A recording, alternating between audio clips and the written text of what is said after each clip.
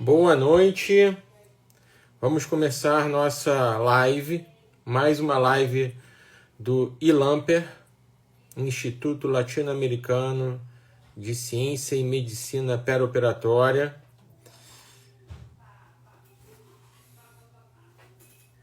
Já tem algumas pessoas entrando, sejam bem-vindos. Boa noite.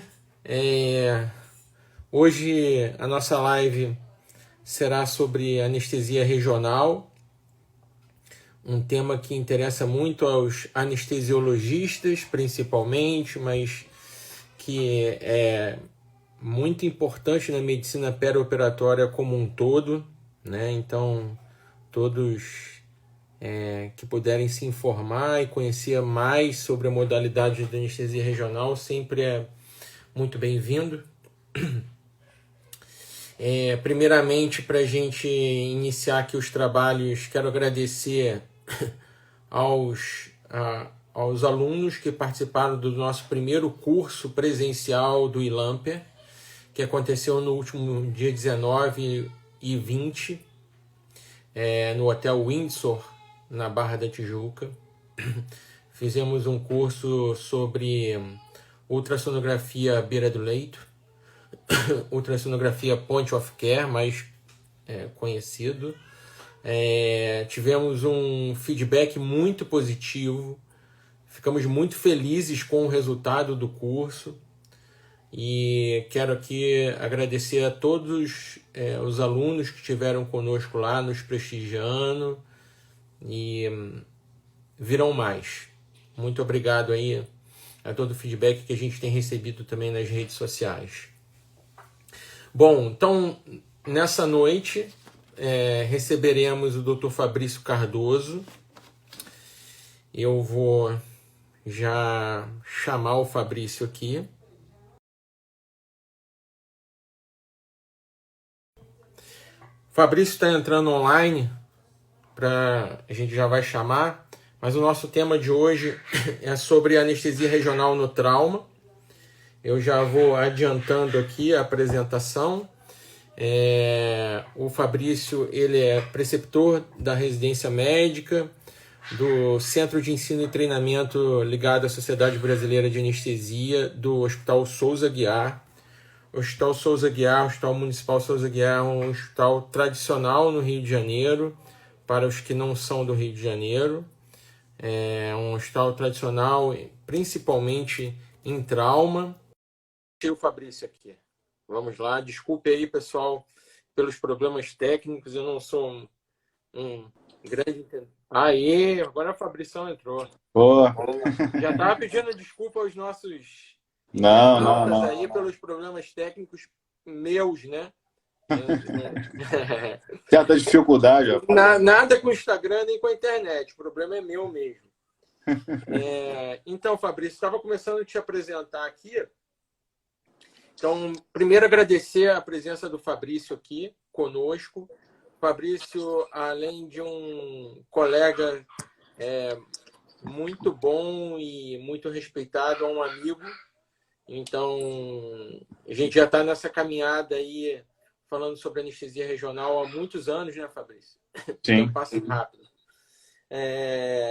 E o Fabrício estava te apresentando, Fabrício, falando que você é o preceptor da residência, o responsável pelo CET do Hospital Souza Aguiar.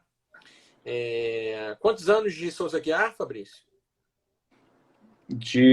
Como preceptor são 11. Como responsável pelo CET, 5. Então, já há bastante tempo. E também é anestesiologista do INTO, né? Instituto Nacional de Trauma e Ortopedia, sediado no Rio de Janeiro, um hospital que tem um volume ortopédico bem grande e que atende trauma também, né? Sim. Então, assim, primeiramente agradecer, né, a presença do Fabrício aqui. E a gente hoje vai falar sobre anestesia regional no trauma, né? Quais os limites da anestesia regional no trauma, né? Então, assim, antes da gente passar propriamente para o tema da nossa discussão hoje, quero abrir a palavra para o Fabrício aí para dar as considerações iniciais, dar o boa noite dele. Bom, boa noite a todos. Estou muito feliz pelo convite, muito feliz pela nossa audiência, os colegas que se dispuseram a estar aqui com a gente no Instagram. É um assunto que é muito pouco valorizado de uma forma geral nas emergências, né? Principalmente na abordagem pré-hospitalar, né? A gente precisa melhorar muito essa assistência, tanto pré quanto no setor de emergência, para essa questão da dor no pré-operatório, muito negligenciada. Isso, eu diria até que não é só aqui, não. Lá fora também. Eles também têm esse problema lá fora. Só que lá eles têm outras abordagens que a gente vai comentar aqui. Com relação Sem dúvida, Fabrício. Vamos lá. Não, pode, eu te interrompi, pode falar. Não, e o outro ponto é a questão do trauma em si, né?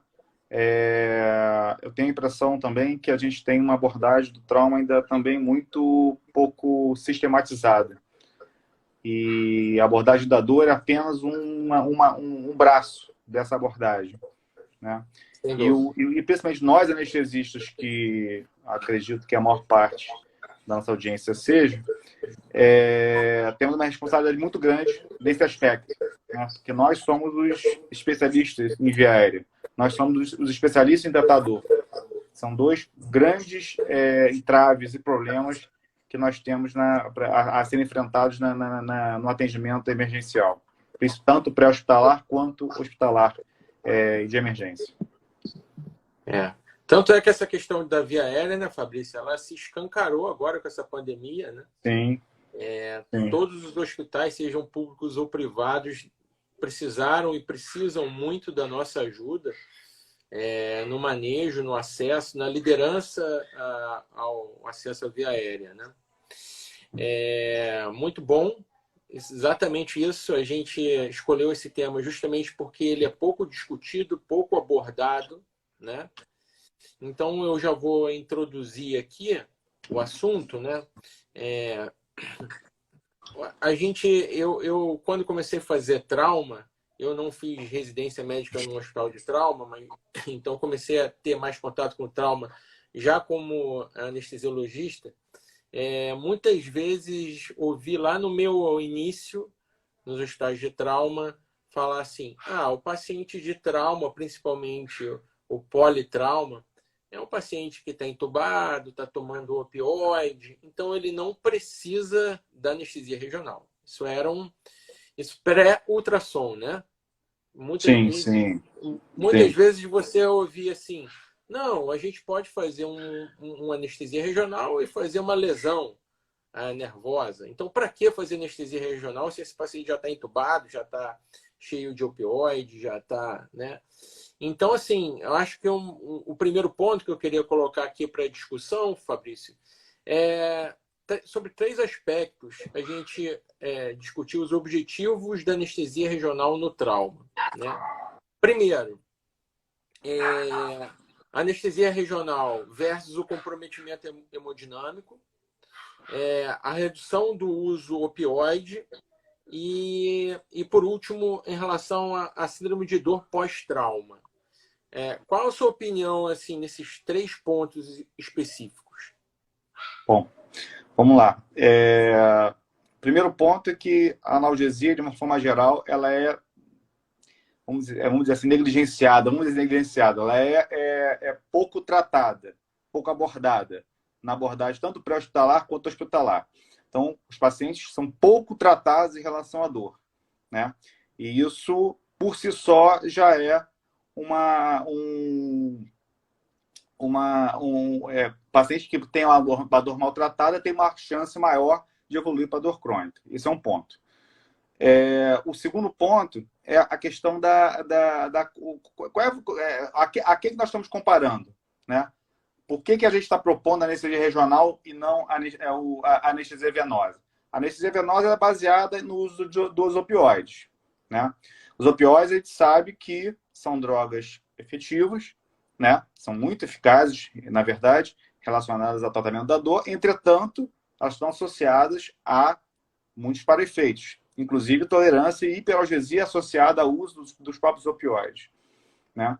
Então, assim, e a vantagem principal da anestesia regional é que você consegue obter uma analgesia e ou anestesia rápida, né? Ela é mais completa que a anestesia fornecida pelos opioides e, além disso, ela aborda aquela região específica, né? Aquela região específica que é necessário ser abordada. Tipo, o paciente veio com uma fratura de fêmur, eu não preciso aplicar um opioide na veia, eu posso simplesmente fazer um bloqueio regional que eu vou conseguir obter um resultado melhor com uma abordagem melhor para o paciente, né? Com menor repercussão hemodinâmica, inclusive, né? Porque outro ponto é a questão você também consegue obter essa anestesia por ela ser localizada. Você não precisa fazer uma abordagem hemodinâmica, né? Não há variações hemodinâmicas. Porque tem que lembrar que a opção, né? As opções que a gente tem. Desculpa. Um outro ponto é a questão da abordagem o bloqueio regional. Como você faz um bloqueio localizado, ele permite que você aborde a questão do estado mental do paciente, né? Lembrar que o paciente do trauma, principalmente no TCE, você precisa ter uma abordagem do estado mental dele durante o atendimento, tanto pré-hospitalar quanto hospitalar. Como monitorização, né? Uma monitorização neurológica, sim. Sim. Isso o bloqueio regional permite isso como vantagem, né? Uhum. A simpatectomia e o bloqueio da resposta neuroendócrina associada ao bloqueio regional, também, em teoria, né, ele tem um efeito na melhora do fluxo vascular e na redução do vasoespasmo local, o que, em teoria, é benéfico, né? Além disso, ainda tem as vantagens relacionadas ao processo, né, de internação do paciente, né? O paciente que vem na abordagem pré-hospitalar. Fabrício. Pode falar. Tá ouvindo? Não, deu uma falhada aí, eu acho que no sinal. Essa é a última fala sua, acho que cortou. Você repete? Consegue repetir? Esse último tem ponto. Outras melhoras relacionadas à abordagem do processo, né? A gente tem que lembrar que esse paciente é pego, vamos lá, na nossa realidade do Brasil. A maior parte dos pacientes é pego, né, nas ruas, né, ou em casa. Tá conseguindo ver? Tá. E trazido para o hospital, para a emergência. Esse trânsito do paciente até a emergência, se você consegue abordar ele com bloqueio regional, você consegue fazer o paciente vem sem dor, né? Ele vem mais calmo, você consegue colher uma história mais rapidamente. Então, a triagem ela acaba sendo mais rápida e mais efetiva. O transporte do paciente, tanto do ambiente pré-hospitalar para o ambiente hospitalar de emergência, ele é facilitado por conta disso. E, além disso, a gente tem os custos. Isso faz com que os custos sejam reduzidos também. Tem que lembrar que o custo do opioide é muito mais alto do que o custo de uma anestesia regional. Né? Tem a questão também, né, Fabrício, da crise opioide, né? Quando você vai ler os artigos, principalmente os americanos, eles citam muito isso, né? Qualquer medida que a gente faça hoje em dia que possa evitar o uso opioide é muito bem-vinda, né? Não é demonizar o opioide, né? Que a gente vai deixar de usar o opioide, mas é diminuir o uso opioide, né? E a gente consegue, com anestesia regional, esse fim de diminuir o uso opioide, né? Então, interessante. Eu queria abordar um outro ponto, Fabrício. Aí, é um ponto, às vezes, não convencional, né? Principalmente entre os anestesistas, que a gente pensa muito em anestesia regional intra e pós-operatória, né? Mas muitas vezes a gente esquece do momento pré-operatório, né? E que a anestesia regional sobretudo com o advento da ultrassonografia, nos permite hoje, quando o paciente chega no trauma, muito antes dele ir ao centro cirúrgico, né, por uma série de questões de preparo, é claro, estou citando mais agora o paciente estável, né? A gente já pode abordar, já pode fazer alguma coisa para esse paciente nesse ambiente pré-sala, né? Alguns artigos citam até pré-hospitalar. Qual a sua opinião em relação a isso? Como você acha que a gente pode progredir para...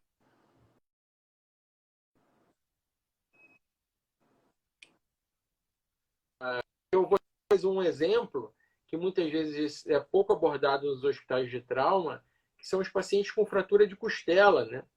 Esses pacientes muitas vezes não são cirúrgicos, eles ficam no setor de emergência por conta de outras comorbidades ou outras questões, mas ele está com uma fratura de costela lá que impede ele muitas vezes de ventilar, respirar adequadamente.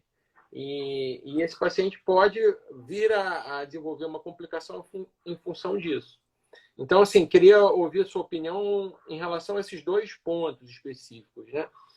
Primeiro, como a gente pode progredir para uma otimização da anestesia regional no ambiente pré-cirúrgico, ou seja, a gente vai precisar apenas do anestesista, a gente pode progredir isso talvez para uma terapia de emergência nos auxiliando, e o outro ponto é justamente em relação às fraturas de costela. Bom, eu acho interessante muitas vezes pergunta pelo seguinte, né? Assim, eu como você, a gente um tanto amante desse tema por conta da questão da similaridade ao hospital de trauma e tudo. Quem estuda muito isso na literatura é um grupo de Seattle, nos Estados Unidos, e assim, eles publicam muito relacionado a esse tema, e eles fizeram uma revisão em 2011 e revisaram agora em 2018, né? E aí, eu acho que a diferença mais marcante da evolução de uma revisão para outra que eu encontrei foi exatamente isso, né, que me chamou a atenção foi exatamente isso. Lá em 2011, eles estavam no desafio de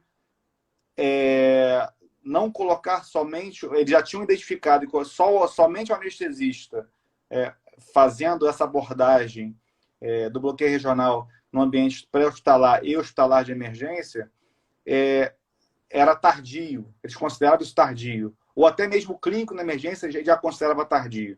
Eles consideravam que deveria haver um treinamento, né, dos profissionais que trabalham no ambiente pré-hospitalar e hospitalar de emergência para que essa abordagem da dor com anestesia regional seja feita o mais precoce possível, né?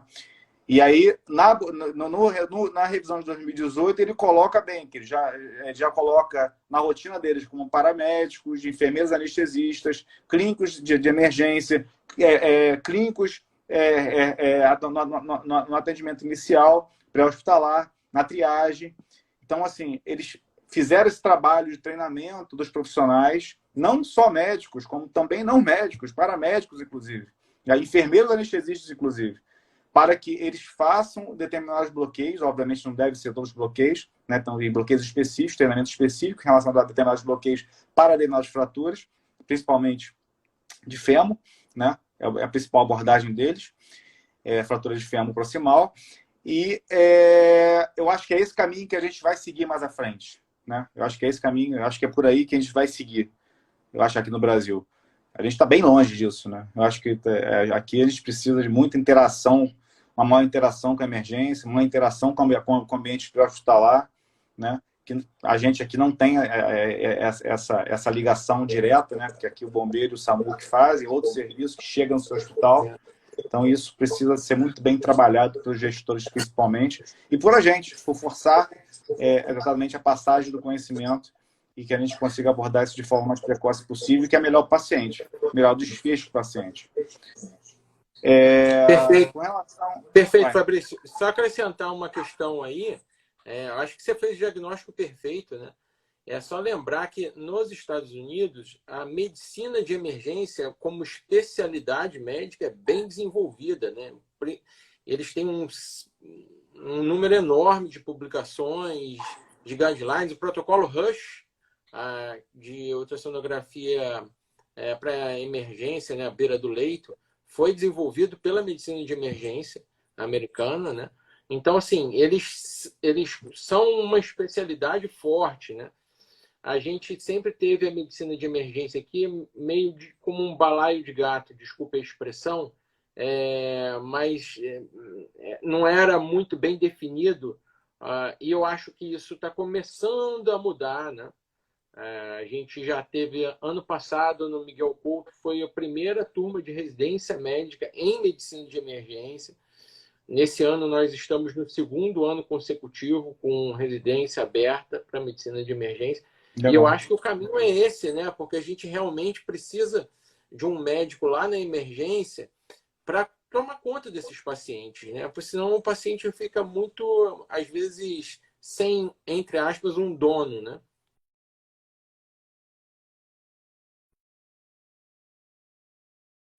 Com relação à questão do fatores de costelas, né? É assim, as fatores de costelas, de uma forma geral, né? A gente, mais de 3 costelas quebradas, a gente aumenta a chance de pneumonia nosocomial em 5 vezes, se não me engano, 5 ou 6 vezes. 5 vezes. E complicações, principalmente de atelectasia e pneumonia, né? Então a gente aumenta muito a chance de complicações, né? E muitas dessas complicações estão relacionadas exatamente à dificuldade de expansão, né? Torácica. Isso, eu lembro que eu li numa fonte que aumenta a mortalidade em torno de 16%, associada a isso. Então, a fratura de costela é um problema. Não só a única, principalmente com mais de 3 costelas quebradas. O que não é incomum, né, no trauma torácico, né, no politrauma principalmente. Então a gente tem que abordar isso de uma forma mais aguda, mais presente, né? E o bloqueio regional ele se impõe, né? Você pode utilizar tanto o bloqueio pedural, o bloqueio paravertebral, intercostal, ou até inserção de catéteres intrapleurais como opção para esses pacientes na abordagem, exatamente para evitar esse risco maior de pneumonia. E essa abordagem, ela teoricamente, né, idealmente, ela tem que ser o mais precoce possível, exatamente para evitar as complicações. Na prática, a gente consegue abordar isso, depende muito das outras comorbidades que o paciente apresenta, principalmente em relação ao trauma, associadas ao trauma. Isso a gente vai avaliar caso a caso, de acordo com como o paciente se apresenta. Nem sempre é possível abordar esse bloqueio por conta da simpatectomia, por conta da questão do posicionamento relacionado a necessário realizar o bloqueio. Isso nem sempre não é tão fácil quanto parece. Muito bom, Fabrício, é isso mesmo. Aproveitar aqui, temos uma pergunta da Karen Faria, nossa colega anestesiologista, também uma amante da anestesia regional. Boa noite, Karen. A Karen está perguntando, ela queria saber em relação à anestesia regional versus síndrome compartimental. Isso já estava no meu roteiro aqui, né, como um dos temas para a gente discutir. Então, assim, antes da gente responder, dizer aos nossos internautas que, por favor, façam suas perguntas que a gente coloca aqui na roda e tentamos responder assim que a gente tiver uma pausa aqui. Então, esse é um dos temas, né, o Fabrício, de grande discussão também envolvendo o trauma. Muito obrigado pela pergunta, Karen. Em relação a será que eu faço anestesia regional num paciente que pode desenvolver uma síndrome compartimental? Isso eu já ouvi também algumas vezes lá no Miguel Couto, em relação principalmente aos motoqueiros, né? Lá a gente tem muito paciente de acidente de moto com fratura de membros inferiores ou superiores, e a gente faz bloqueio de membros para analgesia, e não é raro alguém indagar sobre isso. Mas e a síndrome compartimental? E se ela vier a desenvolver no pós-operatório? Será que a gente não vai falsear o diagnóstico, né? Ou retardar o diagnóstico justamente pela anestesia regional? Eu queria ouvir sua opinião, Fabrício, em relação a isso, né? E de que forma que você conduz esses casos. Bom, primeiro ponto, de quais pacientes está falando, né? De uma forma geral, a síndrome compartimental ela está associada a lesões, principalmente amplas de partes moles e vascular, principalmente em rádio e tíbia, né? Ela não é muito comum em fêmur e húmero, né? É mais rádio e tíbia. Então, esses são os pontos de maior vigilância para a gente. O segundo ponto, independente da sua abordagem, a vigilância ela é fundamental, né? Esse paciente ele tem que ser vigiado de perto, né? Tanto pela equipe de anestesia, quanto principalmente pela equipe ortopédica, né? Esses curativos eles devem ser abordados regularmente, né? Principalmente nas primeiras 24, 48 horas, que exatamente é o pico do edema, né? A gente lembra que o pico do edema ele vai de 24, 48 horas e passa a ceder a partir de 72 horas. Então, nesse período, o nosso alto grau de suspeição ele é fundamental. Com relação à técnica, né? Acreditava-se, né? Antes, né? Uns 10 anos atrás, inclusive naquele consenso desse próprio grupo de Seattle de 2011, ele falava em praticamente não fazer o bloqueio ou evitar o bloqueio por conta da questão da dor, né? A dor ser um marcador importante de síndrome compartimental, de alerta para a síndrome compartimental. E a partir do momento que você bloqueia, você retiraria a dor e aí você passaria, então, a perder um marcador importante de alarme, de alerta, né? Com relação à lesão. Com relação à possível lesão, né? Lembrar que o edema faz com que haja isquemia, a isquemia leva a área ampla de necrose e faz com que você acaba perdendo o membro por conta disso. Mas, nos últimos anos, vem saindo trabalhos relacionados exatamente ao uso do anestésico local em doses baixas, né? Em concentrações baixas, né? 0,25, 0,125 principalmente, de ROP. E aí e com bons resultados relacionados, principalmente relacionados à vasodilatação e eles atribuem isso, né, à vasodilatação e ao paciente ficar sem dor também na região, diminuindo a liberação de catecolaminas. Então, me parece, né, hoje a gente está autorizado a fazer o bloqueio regional com concentração baixa, 0,125 de ropivacaína. Perfeito. Exatamente isso, Fabrício. Eu tenho usado muito anestesia regional contínua para esses pacientes, tá?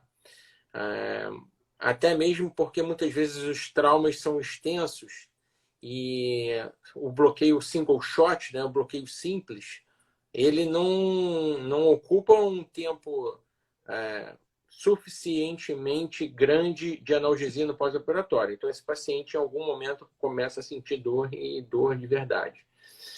Mas eu uso anestésico local em concentrações baixas, né? Eu, inclusive, tive um caso de um paciente com fratura de platô tibial que desenvolveu síndrome compartimental e ele estava com um catéter para analgesia e a gente percebeu imediatamente que o padrão da dor se alterou, né? Isso é um ponto importante para a gente discutir aqui, porque muitas vezes falam, não, você mascara a dor, você não mascara a dor. Claro, se você usar concentrações de anestésico local altas, sem dúvida, você vai ter um bloqueio tão intenso que talvez você mascare. Mas com concentrações diluídas, você tem uma mudança de um padrão da dor, né? Aquela dor nociceptiva, ela começa a passar por uma dor em peso, uma dor que quase vira neuropática, né? O paciente fala, doutor, tá diferente a perna tá ficando mais pesada. E nesse caso que eu tenho, que eu me lembro perfeitamente, não alterou em nada o diagnóstico. Esse paciente fez a fasciotomia no centro cirúrgico e depois seguiu normalmente o curso pós-operatório dele. Então, eu acho que não só pode, como deve ser utilizada a anestesia regional no trauma, porque esse paciente, diferentemente, se ele mantém o que a gente estava discutindo lá no início, analgesia baseada em opioide, ele vai ficar um paciente que não se alimenta direito, tem todos aqueles para-efeitos do opioide, né? Ele aumenta o tempo de internação hospitalar, ele não trata a dor adequadamente, então a chance dele desenvolver dor crônica pós-trauma é muito maior. Então, e é o que você relatou aí, né? Hoje a literatura já nos permite, né, desde que com vigilância, uma abordagem sistemática, né, vigilância contínua desse paciente, né, e atento aos sinais de síndrome compartimental, que são clínicos, né,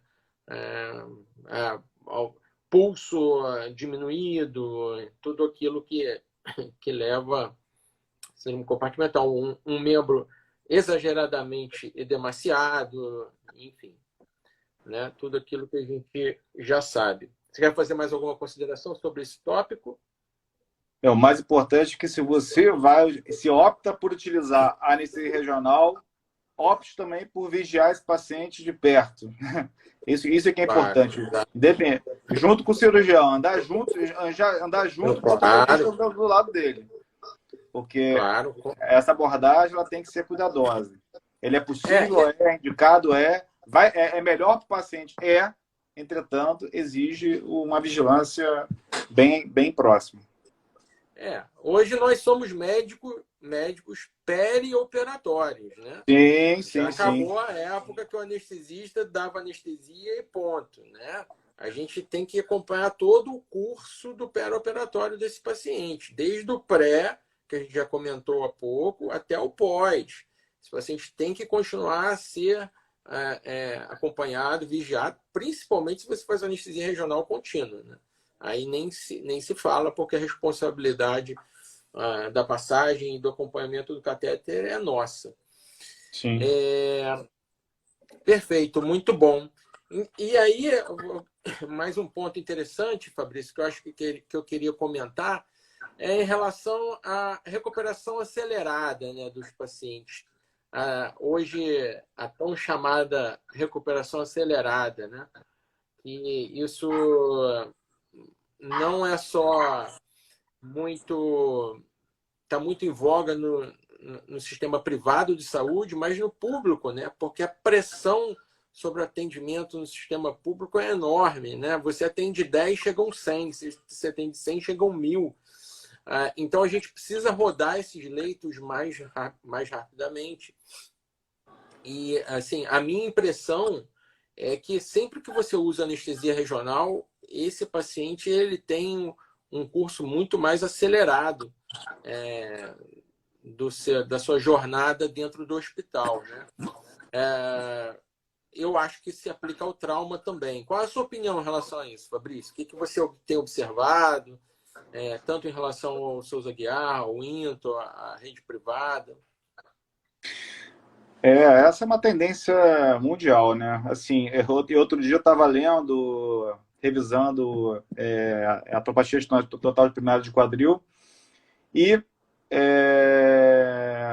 um artigo americano falando, né, propondo, buscando um bloqueio, uma técnica analgésica sem que não há que não haja nenhuma incidência de bloqueio motor, porque o Medicare, né, o sistema privado de saúde dos Estados Unidos, o principal sistema privado de saúde dos Estados Unidos, ele implantou, né, a partir de 2020, o sistema ambulatorial, regime ambulatorial para artropatia total de quadril, eletiva. Então, o paciente interno, faz a cirurgia e vai embora no mesmo dia. Esse paciente não pode ter bloqueio motor. Então, isso é uma tendência, né? A questão de você encurtar o tempo operatório é uma tendência. Aqui no Brasil, a gente, em virtude do Covid, a gente também tem aproximado cada vez mais o nosso tempo de internação. Por exemplo, o tempo de internação de uma primária de quadril lá eram 3 dias, atualmente são 2.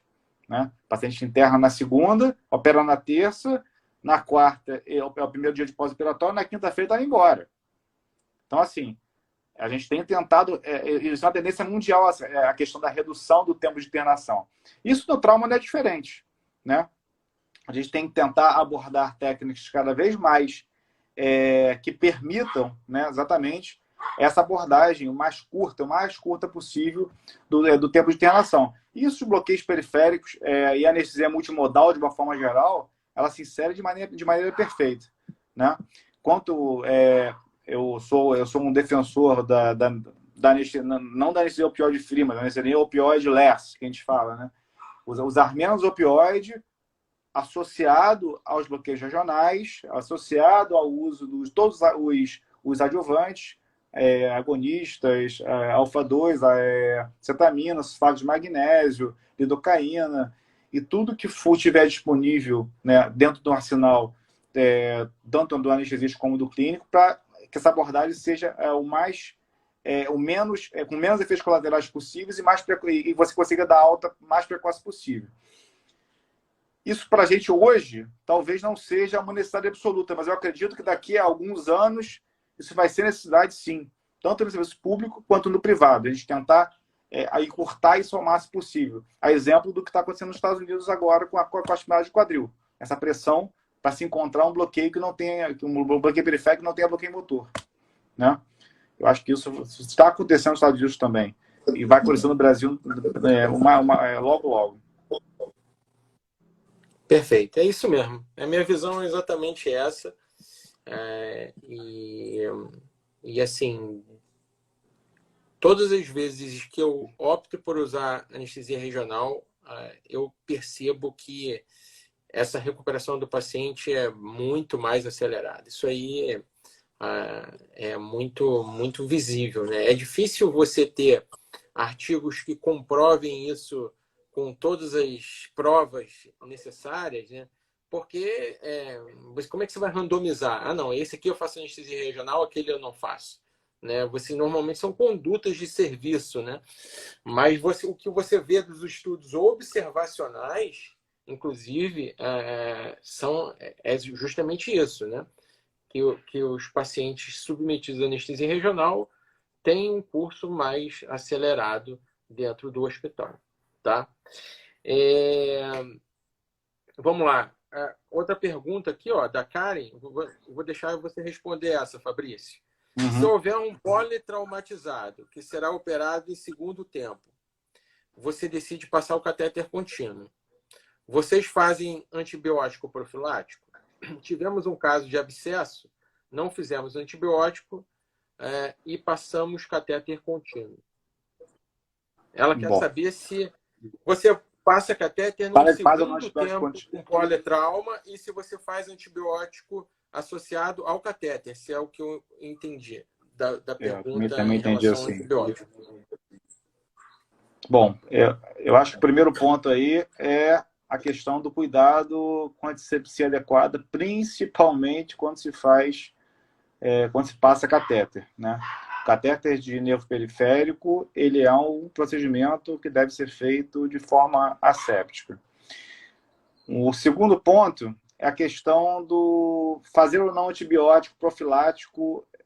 Pelo que eu entendi aqui, era só para passar o catéter ou era para pelo que eu entendi da pergunta, ela quer que o catéter era o segundo tempo, né? Ou seja, esse paciente opera num segundo tempo ele já está em curso de internação hospitalar, então com colonização de germes hospitalares, coisas do gênero. Então ela quer saber se você Só passa o cateter, já cateter colocou e aqui. faz antibiótico profilático aí. Pois é. Só cateter. Eu acredito na literatura, não há algo relacionado, não, o Karen, sinceramente. Mas por se tratar de um, vamos dizer que de um objeto estranho, né? Exemplo da prótese, por exemplo, eu acho que cabe sim. Acho que é bem pertinente, né? Ainda mais no paciente. Esse paciente que você teve foi o quê? Foi um abscesso pós pericatéter ao posicionamento do catéter, ou foi um abscesso extra que é relacionado à cirurgia? Acho que não ficou claro isso aí. Mas é independente. Estou chamando o Fabrício. Fabrício, problemas da tecnologia. De volta? Isso aqui Amigos, tivemos problemas técnicos, pedimos desculpas, mas estamos de volta. Vamos lá. Vamos tocar. Nem sei onde a gente parou. Então, a gente estava falando sobre o caso aí que a Karen colocou, que eu Sim. Que eu acho que era. A gente só queria saber se vale a pena fazer antibiótico ou não com catéter, né? Tá. Daqui a pouco ela vai acrescentar os dados aqui, Tá. até porque a gente já está com 45 minutos de live e eu queria abordar mais um ponto em relação a essa grande questão também, que é o outro mito, né, em relação à anestesia regional e o paciente de trauma, principalmente politrauma, que é o paciente que está entubado, né? E a gente sabe que as recomendações da ASRA, da Associação Norte-Americana de Anestesia Regional, em relação à anestesia regional, é fazer com o paciente acordado ou sedado, né? E muita gente justifica o fato de não fazer anestesia regional nesse paciente politrauma, que está muitas vezes entubado, etc., pelo fato desse paciente não estar consciente, né? O que, para mim, na minha opinião, já vou dar minha opinião logo, que daí você, se quiser, você já me critica de uma vez. Não, vai lá. Com o uso da ultrassonografia, para mim, não justifica, tá? Baseado em tudo que a gente falou até aqui, dos benefícios da anestesia regional no trauma, não justifica a gente, com o uso da ultrassonografia, não utilizar a anestesia regional para esse paciente. Mas eu queria saber da sua opinião em relação a isso, a esse ponto específico de, por exemplo, um paciente em que foi entubado lá no trauma, né, dá uma seguinte caso clínico. O paciente foi entubado no setor do trauma, chega entubado para você no centro cirúrgico, mas ele tem, independente de qual trauma, tá? Vamos supor que seja uma cirurgia abdominal, você queira fazer um bloqueio, tipo um quadrado lombar, do jeito da vida, sei lá, qualquer que seja a modalidade de anestesia regional, não só ortopédica. E aí, quadrado lombar, tudo bem, né? Fazer com o paciente acordado, mas aquele paciente que você vai fazer perineural e falar, não, você precisa estar com ele acordado ou levemente sedado, de estar fazendo uma besteira ou uma injeção intravascular ou até muitas vezes uma injeção intraneural e que daí o paciente vai te dizer, vai denunciar na hora que dor e parestesia, essas coisas. Qual a sua opinião em relação a isso? Bom, primeiro ponto, há uma necessidade enorme, né, nós termos o consentimento informado relacionado a esse tipo de procedimento em ambiente pré-hospitalar e hospitalar de emergência. Essa por aí, né? A gente tem um consentimento informado relacionado à internação, a gente tem um consentimento informado relacionado ao procedimento cirúrgico no centro cirúrgico, mas há necessidade de um procedimento informado específico para a realização de bloqueios. Isso nos Estados Unidos é bem definido, e aqui a gente não tem isso ainda definido dessa forma. O segundo ponto é a questão: se o paciente está em relação, daí chegou, ok, está inconsciente. Se é um procedimento de urgência realizado com ultrassom, eu acho que está plenamente justificável e se pode procedimento informado posteriormente, né? Até porque se há o risco para o paciente, risco de vida iminente, a gente está garantido até pelo Código Penal relacionado ao risco iminente de vida, caracterizando o risco iminente de vida. O paciente estando consciente, o ideal é que se colhe o procedimento informado, sim, antes de qualquer abordagem com bloqueio periférico nesses pacientes, tanto em ambiente pré-hospitalar quanto hospitalar. Eu acho que essa é a melhor abordagem para esses pacientes, porque a questão da autonomia ela é fundamental, independente. Concordo com você, a questão do ultrassom, ele traz uma segurança muito grande ao procedimento cirúrgico de uma forma geral. Entretanto, essa abordagem idealmente tem que ser feita com procedimento informado, sim. Eu acho que o sinal do Rafael está oscilando. Eu estou te ouvindo bem? Tá ouvindo? Tá ouvindo, Rafael?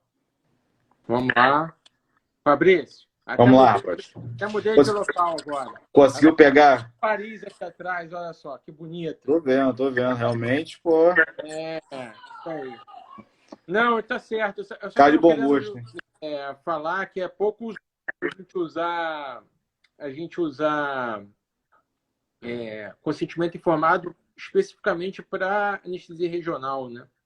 Sim. Eu, pelo menos, não tenho de nenhum lugar aqui que tenha específico para isso. Não tem. A gente acrescenta naquele consentimento lateral o bloqueio, que a gente vai fazer o bloqueio, mas ele não tem nenhuma referência a possíveis problemas da anestesia regional propriamente dita, né? Sim. Bom, Fabrício, vamos para as nossas considerações finais. Agradecer aí aos colegas que permaneceram com a gente durante todo o tempo. A gente teve uma audiência muito boa durante a live. Pena a gente ter tido esses problemas técnicos aqui.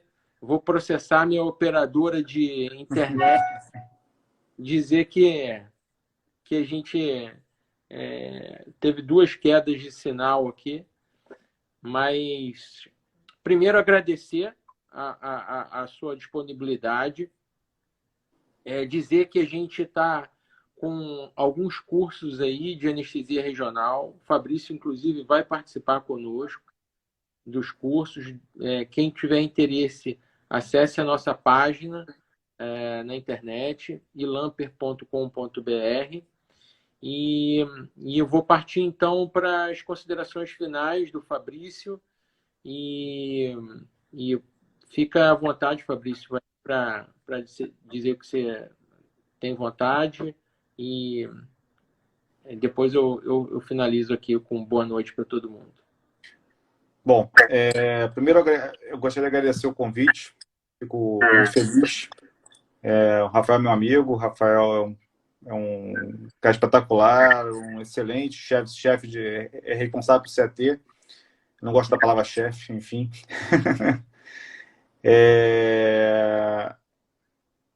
Envolvido com a sociedade, engajado com a sociedade, da mesma forma que eu sou. É bastante desafiador, né, esse tema, né? Ainda mais aqui no Brasil, que a gente não tem um único sistema de funcionamento, né? A gente tem bombeiro e SAMU atendendo o pré-hospitalar, a gente tem a emergência sendo atendida por clínicos e outras equipes que não anestesistas. O anestesista normalmente não participa direto da emergência, né? e a gente fica muito restrito ao centro cirúrgico e a abordagem pré-hospitalar, e a abordagem hospitalar na emergência, né? A gente não tem abordagem pré-hospitalar, né? E isso limita a gente muito em relação a essa abordagem precoce do paciente, nesse paciente de trauma, esse paciente pós-traumatizado, né? No Brasil, algumas tentativas de se fazer essa abordagem pré-hospitalar, né? Mas, de uma forma geral, a gente não tem isso bem definido, né? Esse é um ponto. E para implantar esse sistema, é necessário que nós, anestesistas, da mesma forma que nós fizemos agora, durante a pandemia, né, com relação à via aérea, que nós nunca fomos tão importantes na abordagem hospitalar e pré-hospitalar dos pacientes, principalmente nesse auxílio da abordagem via aérea no ambiente de emergência, a gente também tem uma importância muito grande nessa abordagem dos bloqueios periféricos, tanto pré-hospitalar quanto hospitalar. Pré-hospitalar menos, mas para a gente aqui por causa da questão estrutural, mas principalmente no ambiente hospitalar. E a gente tem muito a ensinar, né? Tanto aos colegas clínicos e possivelmente que não médicos, né? Como é lá fora, abordarem esses bloqueios. Alguns bloqueios podem ser treinados, né? E podem ser realizados lá fora por não médicos. Aqui a gente ainda tem muita limitação em relação a isso, mas o que me anima muito é a questão de você pegar o artigo de 2011 e ver que a realidade deles era a nossa realidade hoje. E em 2018 eles publicam, o mesmo grupo publica uma revisão com um ambiente completamente diferente do que eles tinham em 2011. Talvez a gente evolua para essa abordagem um pouco mais completa mais à frente, né? Tanto eu como o Rafael somos entusiastas do bloqueio regional.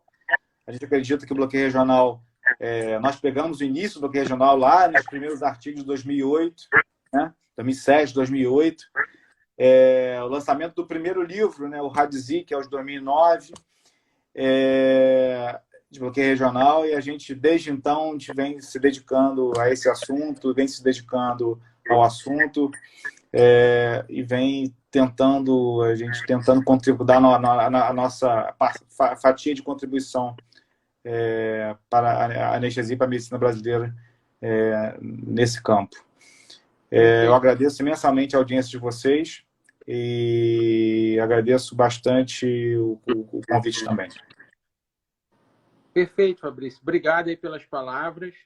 Eu e o Fabrício, nós participamos do primeiro workshop de anestesia regional guiado por ultrassonografia da Sociedade de Anestesiologia do Estado do Rio, da SAERJ. Foi uma JASB de 2013. Lembra disso, Fabrício? Tá puxando a memória aí. A gente fez a primeira... a gente não tinha até então nenhum workshop, tanto na cidade quanto no estado, de anestesia regional guiada por ultrassonografia. E estávamos eu, você e Guilherme Holck naquela oportunidade. Guilherme Holck, liderando esse processo. Pô, eu tive uma felicidade de outro dia numa live aqui, tá com o Diogo Conceição, que estava nesses primeiros artigos aí de 2008. Sim. Ele disse que o primeiro artigo foi de 2006. Ele chegou a fazer um fellow no Canadá, né? Ele e o Pablo, e eles participaram conosco aqui outro dia. Foi uma felicidade imensa. Então, assim, para fechar, agradecer ao Fabrício mais uma vez. Como ele mesmo disse, além de um grande colega, um grande anestesiologista, é um amigo. Agradecer a audiência, obrigado a todos que permaneceram conosco até essa hora. Nós antecipamos um pouco a live hoje, porque daqui a pouco tem uma sessão da SAERJ, todos dados para entrar lá na sessão da SAERJ, um tema interessante, do Hospital Federal Servidores do Estado, e acompanhem a gente no Instagram, na internet, e até a próxima live. Tá bom? Um abraço em todos. Boa noite. Vai lá, boa noite, boa noite. Boa noite.